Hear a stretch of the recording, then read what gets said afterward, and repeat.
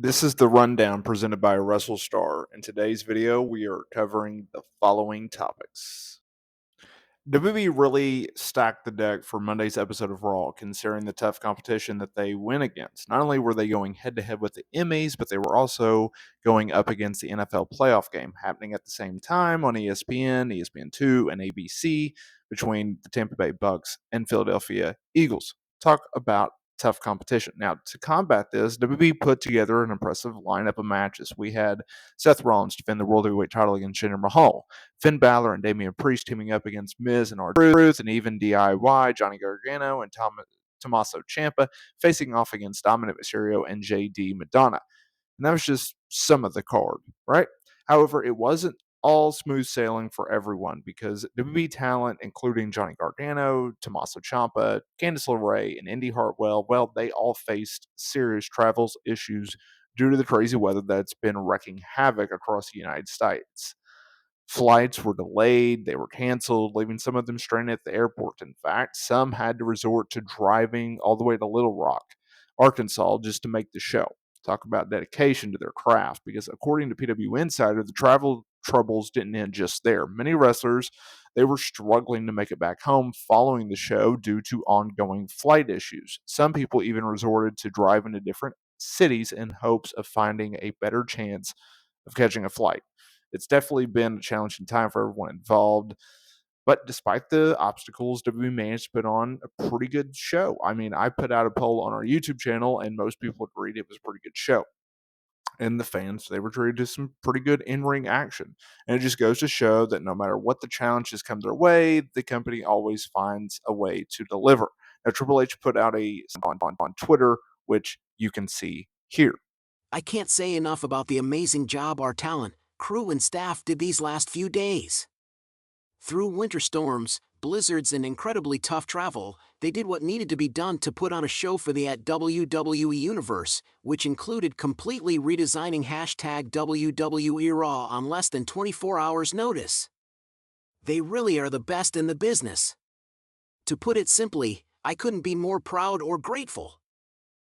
Shifting gears, Dana Brooke, she is now in TNA Wrestling following her WWE departure, and she recently appeared on Busted Open Radio following her TNA debut, which was at the Hard to Kill pay-per-view event, and she spoke about why she felt like the company released her from her contract. This is what she I honestly think they, WWE, didn't believe in me.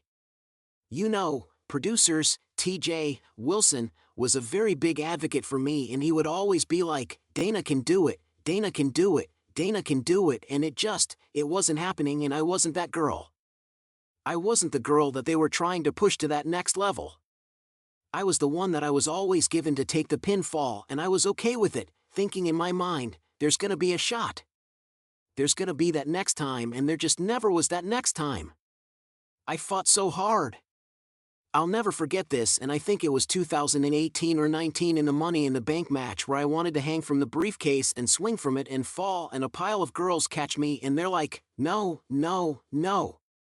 That's a little too dangerous.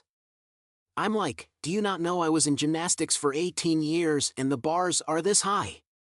I would do double backflips and layoffs out from underneath the bars. I promise you, I'm okay. Just let me do it.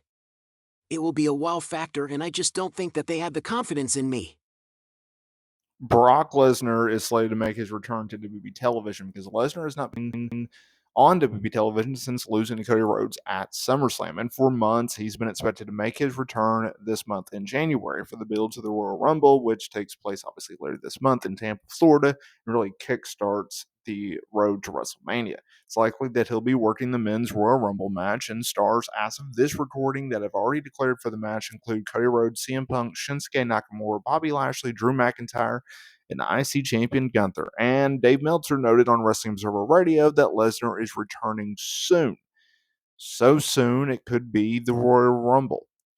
It would be interesting to see what he exactly does in the match. I think it'll be something where he kickstarts his program heading into Mania, and his WrestleMania match at the Royal Rumble. In that match, someone eliminates him, something like that. I can see.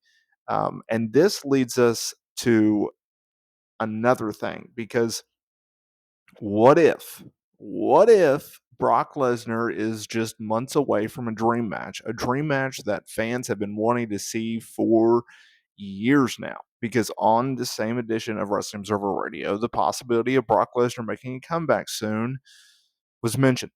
And there was speculation by Dave Meltzer, pure speculation, nothing confirmed, that Lesnar could start feuding with Gunther.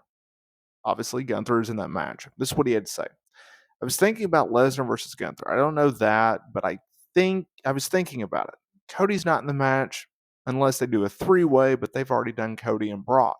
So they're not going to do that, which would obviously make you think that they could be doing versus Gunther. Personally, sign me up. I would be down for a Brock Lesnar versus Gunther match, especially at WrestleMania. You could really build one of the nights around that. It's a match that Gunther has called for years. He puts a lot of respect on Lesnar's name whenever he speaks of him, and I would love to see it. I got a positive update on Flair, because Charlotte Flair is determined to return to the squared circle as quickly as possible after being sidelined with a severe knee injury that will keep her on the shelf for 9 to 12 months. Now, the future WWE Hall of Famer, she tore ACL, MCL, and meniscus in December on an episode of SmackDown in a match against Asuka when Flair did a spot in the corner, seemingly twisting when falling, and immediately grabbed her knee. And before the injury, she had been on a lengthy babyface run that even included a team win over Damage Control in the women's War Games match at Survivor Series in November. Now, in early January, Flair had surgery in Birmingham, Alabama, where she had been rehabbing ever since. And as you can see, the former WWE Women's Champion noted that she had her stitches removed, and she showed off some training footage on her Instagram. Always good to hear.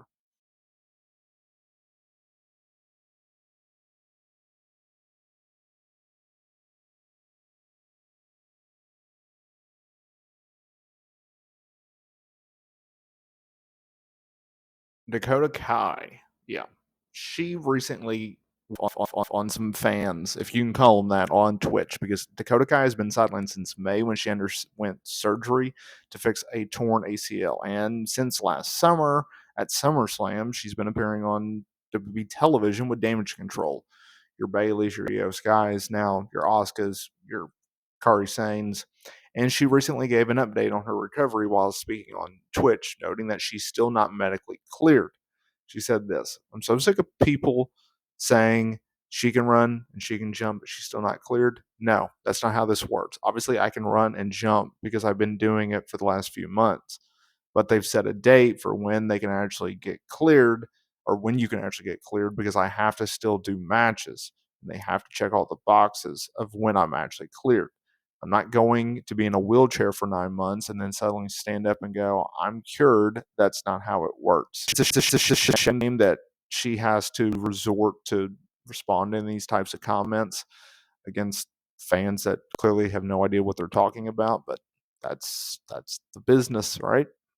Let me know down in the comments area below, what do you think of this type of video? And I will see y'all in the next video.